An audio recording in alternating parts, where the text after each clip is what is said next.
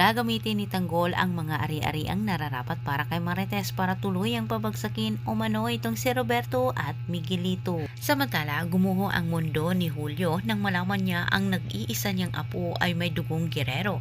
Ngunit sinabi naman ni Tanggol, kahit may dugong Guerrero umano siya pero hindi magbabago ang tingin niya sa mga ito kundi kaaway. Sinunggaman ni Tanggol ang pagkakataong abala itong si Julio, Ramon at Tanggol sa pag-uusap tungkol sa pamilyang Guerrero sa kanilang gagawin. Tatakasan sana ni Marites itong tatlo at balak niyang puntahan ang mansyon ng mga Guerrero, bit-bit ang titulo. Ngunit sa kasamang palad, sa away nila ni Olivia, agaw pansin ito kay Tanggol ang siyang dahilan para mapigilan sana itong si Marites.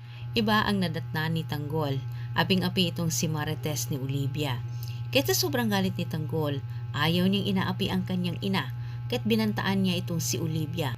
Subalit inasahan sana ni Olivia na ipagtatanggol siya ng kanyang tatayng Julio, pero bumaliktad ang ihip ng hangin. Mas pinapabura na ni Julio itong si Marites. Nagmamadali sila Tanggol na hanapin ang pamilyang Benito. Nararamdaman ni Tanggol na nanganib na ang buhay ng mga ito. Uunahan ni Roberto itong sila Tanggol. Kailangan na niyang iligpit umano itong si Fatima, dahil si Fatima umano ang may alam sa sikreto sa kanilang pamilya. Sa kabutihang palad, naunahang namataan ni Fatima ang tauhan ni Roberto itong si Hippie. Sa kabutihang palad, ito ay kanyang namukhaan. Pinagtataguan man nila ni Fatima itong si Hippie pero hindi maiwasan na sila'y mahuli din sa huli. Sa gitna ng paghahabol nila Hippie kala Fatima, maya-maya lang sumulpot naman sila Tanggol. Ginawa nila Tanggol ang lahat para hindi mapunta itong si Fatima sa mga kamay ng mga Guerrero.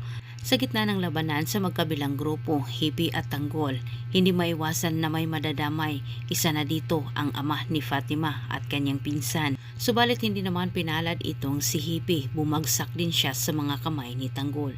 Tatapusin na sana ni Tanggol ang buhay ni Hippie. Ngunit naisip naman ni Divina, nila ni Madonna, na maari upang umano nilang pakinabangan itong si Hippie.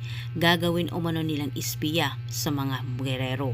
Ngunit walang tiwala naman itong si Tanggol kay Hippie, kaya't ginawan din niya ng paraan para mahawakan nila ito sa liig.